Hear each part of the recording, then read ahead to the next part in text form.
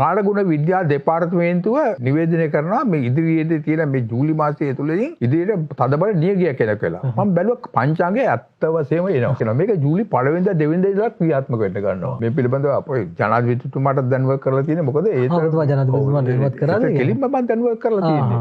ඒක පිළිබඳව මම වීඩියෝ පටයක් හදලා ඉරියා. ඉතින් මේකෙන් මම අදහස් කරන්නේ මට දෙයක් හොයාගන්න නෙවෙයි. මේක ලෝකෙ මේක අපිට මර්ධනය කරන්න පුළුවන්. ගණිතමය ක්‍රමයේ තුල ඇතිවෙච්ච මේ தත්ත්වය මුගක් දිනෙක මේ වුණා බය වුණා. මුගක් දිනෙක එකේ දේවල් හිතුවා. කෙසේ වෙතත් බය වෙන්නත් තියෙන කාරණා තියෙනවා. මේ අවුරුද්ද තුල. අනිත් මේ පරාභව කියන එක ඇතැම් වැරදි කරපු අයට දඬුවම් දෙන අවුරුද්දක් මේක. මුගා පරිස්සමෙන් කටයුතු කරන්න ඕනේ. හර වෙලාවදී මේක රාහු කාලයේදී මේ කාල රාහුද කියලා නිවැරදිව අඳුර ගන්නවා නම් ඒ වගේම කාල රාහු කාලයේදී දෙක එකද කියන එක අන්න ඒක තේරුම් ගන්නවා නම් මේකේ තියෙන්නේ ඊටාව කෙටි දෙයක් තියෙන්නේ. ලකෝ මේ කටපාඩමින් කියන්න පුළුවන් පොඩි දරුවෙකුට උනත් තේරුම් ගන්න පුළුවන් ගණිතයක් මේකේ තියෙන්නේ. නෑ ඇත්ත යථාර්ථයේ ඒ විදිහටම කියන්න ඕනේ. අපි මේ ලාභ ප්‍රයෝජන තකාගෙන මේ කටයුතු අවුරුදු දැන් 55ක් තිස්සේ මේ කටයුතු කරනවා. අපි ලාභ ප්‍රයෝජන තකාමය කරනවා අපි මෙහෙම නෙවෙයි ඉන්න ඕනේ. මේකත් කියන්නේ විනාඩියක්. කෝකද මැදේ කාලන්නේ වෙලදාමට. මුලේ කාලනවා අධ්‍යාපනය පටන් ගන්නවා. අග ඒක අග තප්පර 20 ගන්නවා මුල්ගල් තියනවා වගේ ඉක්මන ඉවර ගන්නට නෑවලේ. අපෙන් පස්සේ මේක මොනවා වෙයිද දන්නේ.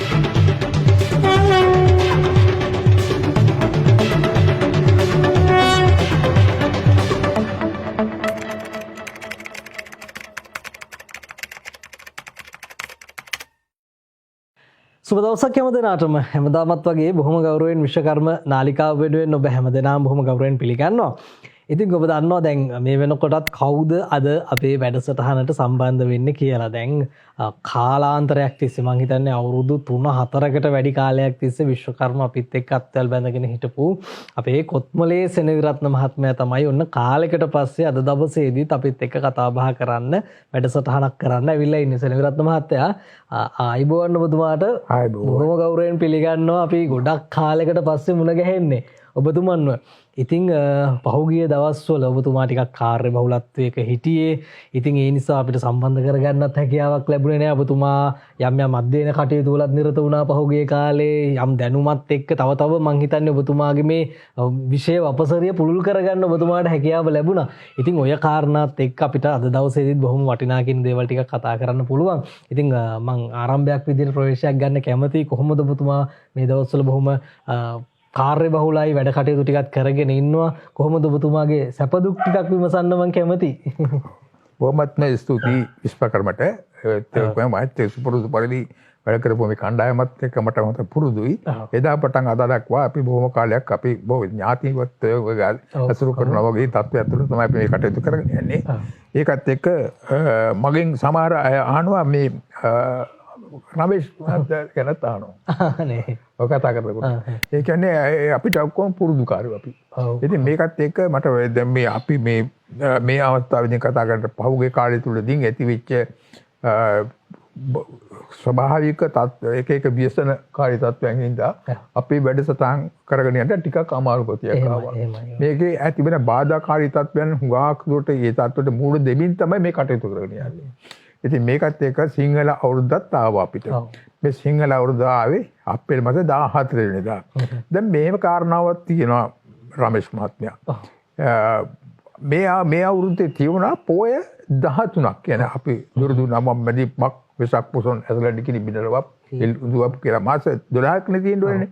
මේ අවුරුද්දේ 13ක් තිබිලා තියෙනවා. ඒ කියන්නේ සූර්ය සංක්‍රාන්තිය සිද්ධ වෙන්නේ හැමදාම අවුරුදු මාසේ 14 වෙනිදාට. එතකොට වෙසක් මාසයට මෙම මේ පොයක් තියෙනවා කියලා එකක් කියන්නේ මේක අධිකයක් කියලා එකක් කියන්නේ වෙසක් මාසේ කියන්නේ මැයි මාසේ මුලට කියන්නේ පළවෙනිදට එදෙච්ච වෙසක් පොයක් තියෙනවා. ඒක වෙසක් පොයක්වත් නෙවෙයි. ඒ වෙසක් පොය ගලප ගන්න ඕන මැයි 30ට තමයි එන්න ඕනේ.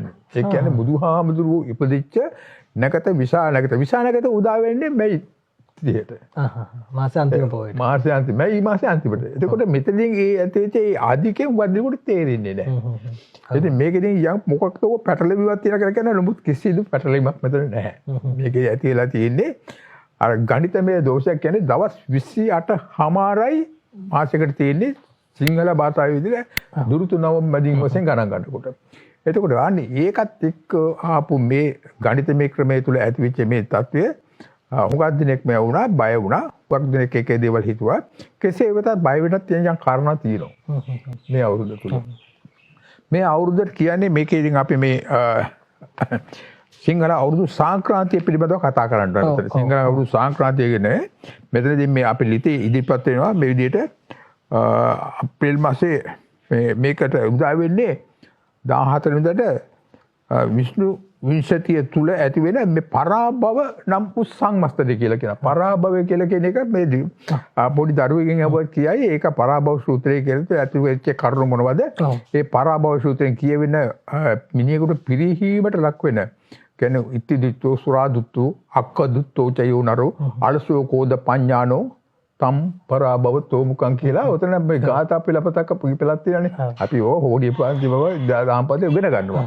ඉතින් ආන්නේ ඒකත් එක්ක ඒ ආපු ඒ ගණිත ක්‍රමයේ තුලින් ඒ කියන ඇතිවෙච්ච සංවස්තරය තුල අඳුරා ගන්නවා මේක පරාභව ඒක සූර්ය සිද්ධාන්ත කියලා පොත්වල එන ගණිත මේ පරාභව කියන එක පිරිහීමට ඇතැම් වැරදි කරපු අයට දඬුවම් දෙන අවුරුද්දක් මේක.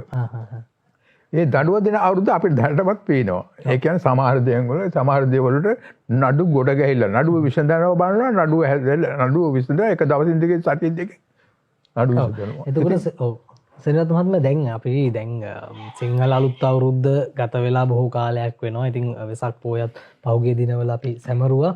දැන් මම කැමතියි පොඩ්ඩක් ඔබතුමාගෙන් අහන්න දැන් මේ නැකැත්වලත් යම් යම් වෙනස්කම් සිද්ධ වුණානේ. ඒ වෙනස් වීම සමහර උදවිය කියනවා මේක රටට හොඳ නෑ කියන කාරණා. ඒතර ඔබතුමාගේ අදහස මොකක්ද මේ අවුරුදු නැකැත්වල වෙනස් වීම සහ මම උතන්ටම සම්බන්ධ කරන්න කැමතියි ඒකත් එක්කම දැන් මේ පොය 13ක් මේ අවුරුද්දට යෙදෙනවා ඒකත් එක්ක ඒකෙත් යම් තියෙනවද අපිට අසුබතාවයක් හෝ නැත්නම් එහෙම ප්‍රශ්නයක් නැද්ද මේ කාරණා දෙකම පොඩ්ඩක් අපිට පැහැදිලි නෑ මෙතනදී අර උදේ අර ලිප ගින්දිරි පත කිරීම කිරිතිර වීම වගේ චාරිත්‍ර වලට පොඩ්ඩක් බලපෑවෝ එක උදේ 9යි ගානට සූර්ය සංක්‍රාන්තිය තිබ්බේ. ඒ දෙපැත්තටම පැය 6 අතරින්ට පුණ්‍ය කාලය කියලා. ඉතින් මේ පුණ්‍ය කාලයට අරින්න ඕනේ මේට ඉවත් වුණාම මේ ලිපපත්තු කරන වෙලාව හොයාගන්න අමාරුයි. නැකත කදන්න අමාරුයි. ඉතින් ඒක රෑමදල හදන්න බෑ. දැන් හදන්න කොටත් මේ වෙලාවේ මේක එක මැසිවිලි එනවා. ඉතින් ඕවටත් බොඩ දෙල්ම ඉන්නේ කටයුතු කරන්න. ඒ තත්ත්වය තුළ තමයි මේ සංසිද්ධිය සිද්ධ වෙලා තියෙන්නේ. හැබැයි කෙසේ වෙතත් ඔක්කොම නිකන් පාපයෙන් වැළකීලත් මේවට මුහුණ දෙන්න පුළුවන් නම් කියන්නේ ඔය ඕනවට වඩා පෞල් ජීවිතය අවුල් කරගන්න එක නන්නත්තරේ එක දේවල් තීන්දුව తీරන ගන්න මුරණ්ඩු අය මේකෙන් පරිස්සම් වෙන්න මේ අවුරුද්ද. උගා පරිස්සමෙන් කටයුතු කරන්න ඕනේ. ඊට පස්සේ අපේට නොගැලපෙන විවාහයකට යොමු වෙන්න ඕනේ. ගැලපෙන විවාහයද නොගැලපෙන විවාහයද කියන එක අපි වෙනම කතා කරනවා. ඔව් අපි සෙනරත් මහත්මයා මේ කාරණා ටික මම හිතන්නේ අපි සකස් කරගත්ත මතුවට මේ අපිට මේ විවාහය පොරොන්දම් ගැන කතා කරන්න පුළුවන්. මේ පොය 13ක් මේ අවුරුද්දට යෙදීමේ පලාපල කොහොමද සෙනරත් මහත්මයා? ඒක පොය 13ට ගෙදීමේ ඒක සාමාන්‍යයෙන් අර අවුරුදු නැකතත් ඒක සංසන්දනය කරනකොට ළඟ ඉදිච්ච එක තමයි පොඩ්ඩක් ගැටලුවකට තියෙන්නේ. ඒ යනකොට නැත්තම් මේක අවුරුදු 4කට තරක අධික අවුරුද්දක් කියලා එකක් වෙන් වෙලා ඒකේ ෆ්ලැට් මේ වෙලා නැසම වෙනවා. කෙසේ වෙතත් මේ ඒක අපේ මහජනතාවට මම හිතන්නේ ඒක අවශ්‍ය කරනවක් නෙවෙයි.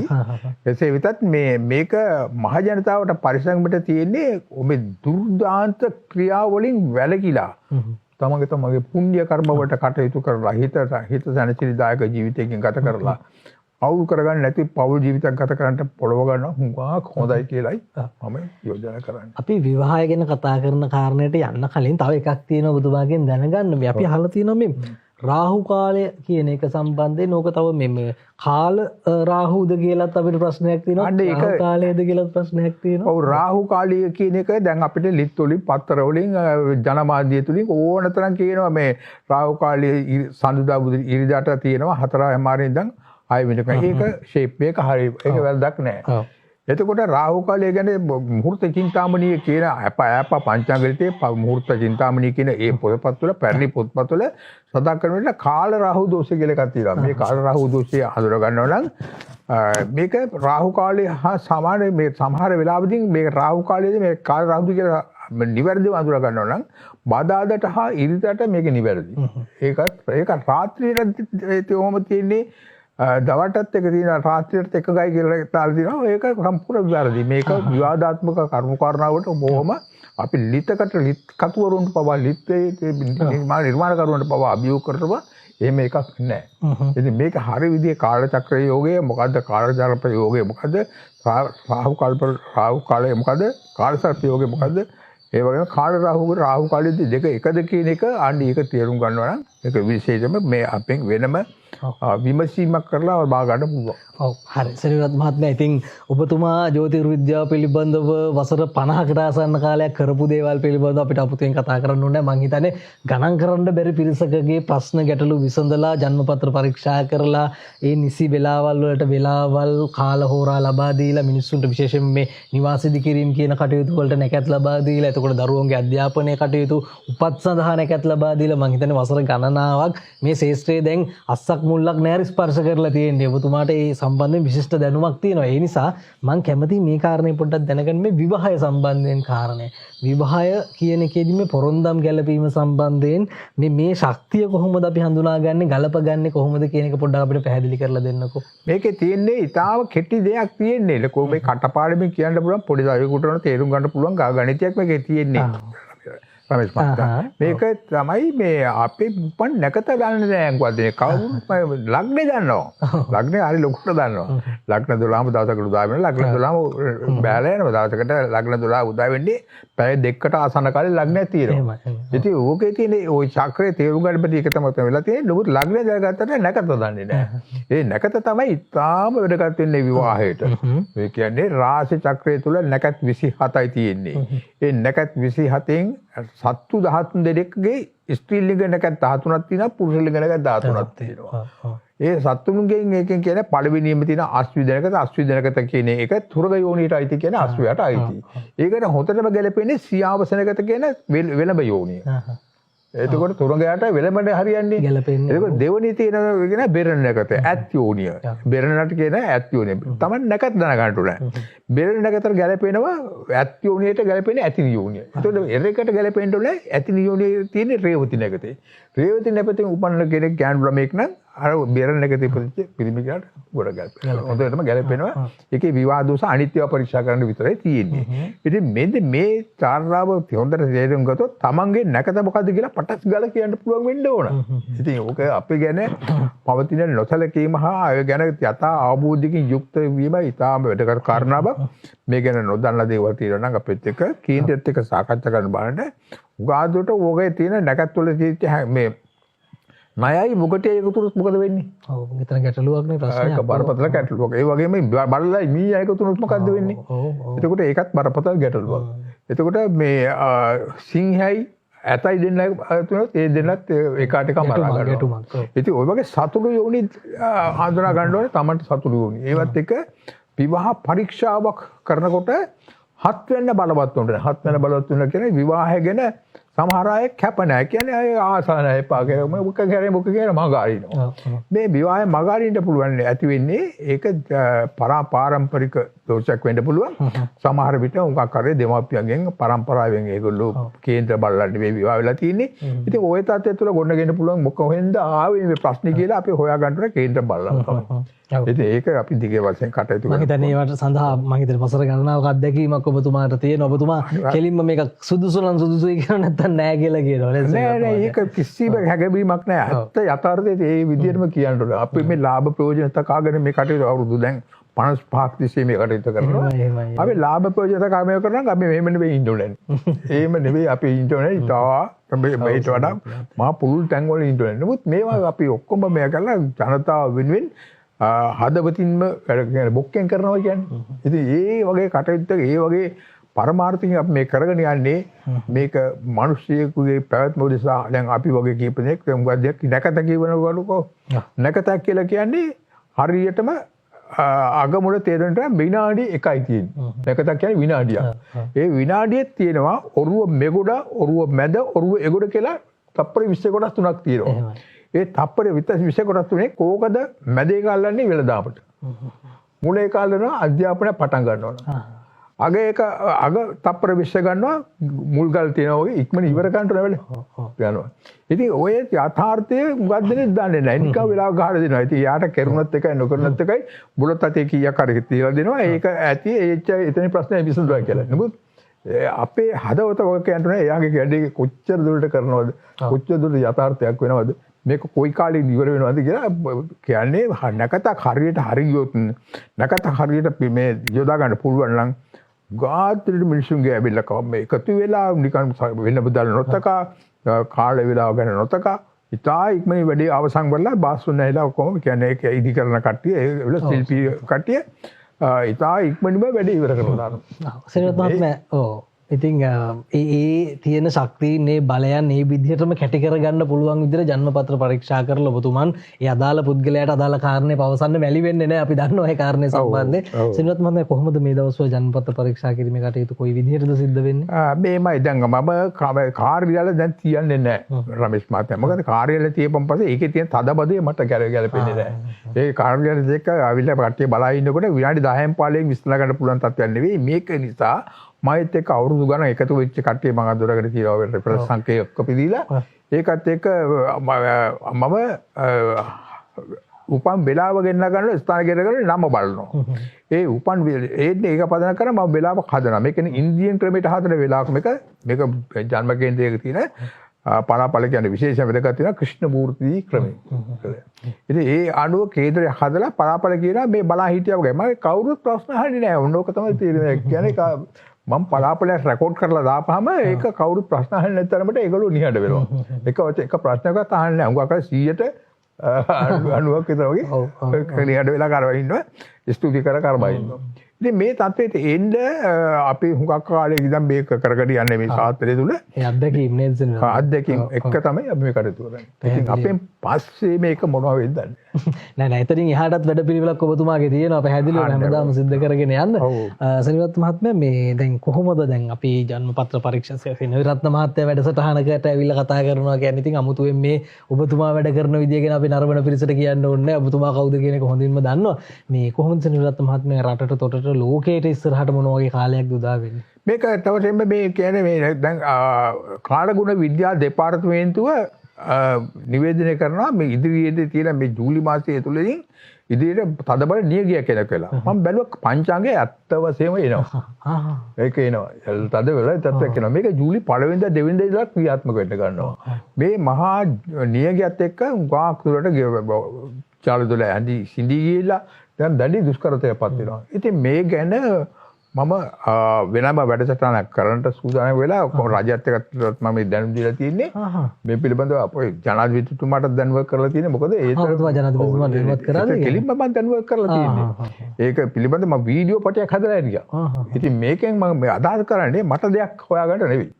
මේක ලෝකෙ මේක අපිට මර්ධනය කරන්න පුළුවන්. මේක සෙත් කවි මගින් එක එක්කෙනාට බලපන්නේ ග්‍රහ අපල අඳුරගෙන ඒව මර්ධනය කරලා මේ ලෝකෙ තුළ මේ දැන් මේක මට ලොකු වෙයි දන්නේ මේ කාතුරුකාව විශාලා මහනුවර දුර්භික්ෂ දුරු කරන්න තියෙන පිරිත් පොතේ තියෙන රතන සූත්‍රය. රතන සූත්‍රය. ඒ විශාලා මහනුවර කියන්නේ විශාල මහනුවර කියලා කියන්නේ. විශාල මහනුවර කියලා කියන්නේ මේ රට. ඔව්. ඕන මේක ඒක විශාල මහනුවර කියලා කියන්නේ විශාලා මහනුවරක් ඔබ අපිට මේකේ මේ මැප් එකේ හොයාගන්න බෑ. ඒ විශාල මහනුවර කියලා. ඒ කියන්නේ ඒක මේ කොට්ටාසය තුල මේ තියෙන මේ කලාපය තුල ඇති වෙන ප්‍රශ්න උගක් විසඳ ගන්න පුළුවන්. ඒක රතන සූත්‍රය තුල ඇති වෙනවා. රතන සූත්‍රයේ කියපන් පස්සේ ඒක දැන් අපේ කතාවේ වෙන පැත්තකට යොමු වෙන හින්දා මම මේක ගැන කතා කරන්න උත්සාහ කරන්නේ නැහැ. කෙසේ වෙතත් රතන සූත්‍රයේ යන්ත්‍ර 18ක් තියෙනවා. ඒ ගැන වෙනම අපි වැඩසටහනක් පස්සේ කරමු. ඉතින් මේ මම හිතන්නේ මේ විෂයන් ඇතුලේ ජන්මපත්‍ර පරීක්ෂාව නැකත් මේ කටයුතු ඔබගේ දරුවන්ගේ මොන හරි ජීවිතේ වැඩි විශේෂ තැනකදී මම හිතන්නේ මේ අකුරු කියවන දේවල් එතකොට ගෙට ගෙබෙදුවීම මේ වගේම මේ නිවාස පරීක්ෂා කිරීම නිවාස දෝෂ පරීක්ෂා කිරීම එතකොට විවිධ අසනීප සඳහා ප්‍රතිකර්ම නිර්ණය කිරීම මේ ජන්මපත්‍ර පරීක්ෂා කිරීම මගින් මේ සියලුම වැඩ රාජකාරී වලට අපේ සෙනවිරත්න මහත්තයා කැප වෙලා ඉන්නවා මේ වැඩ කටයුතු ඔබට WhatsApp මාර්ගයෙන් සිද්ධ කර ගැනීමේ හැකියාව තියෙනවා කියන කාරණය නැවත නැවත අපි සිහිපත් කරන්න ඕනේ. ඉතින් සෙනවිරත්න මහත්මයාත් එක්ක අපි මීට කලින් වැඩසටහන් බොහෝමයක් වසර ගණනාවක් තිස්සේ අරගෙන ඇවිල්ලා තියෙන මේ වැඩසටහනුත් ඔබට නැවත අපේ විශ්වකර්ම නාලිකාවට ගිහිල්ලා බලන්නත් පුළුවන් කියන මතක් කිරීම සිද්ධ කරනවා. ඉතින් සෙනවිරත්න මහත්තයා අවසාන වශයෙන් මම කැමති බලන් ඉන්න පිරිසට විශේෂයෙන් මේ කතා කරපු දේවල් එක්ක සහ තව විශේෂයෙන් යමක් ඔබට කියන්න තියෙනවා නම් ඒ සඳහා අවස්ථාව උදා කරගන්නවා නම් ඔබතුමා. මෙතනදී අපේ විශේෂයෙන්ම කියන්න තියෙන්නේ ධර්මානුකූල ජීවිතයකට හුරු වෙලා මේ කියන්නේ පරාභව සූත්‍රයේ කාගෙන හරි කමන්නේ.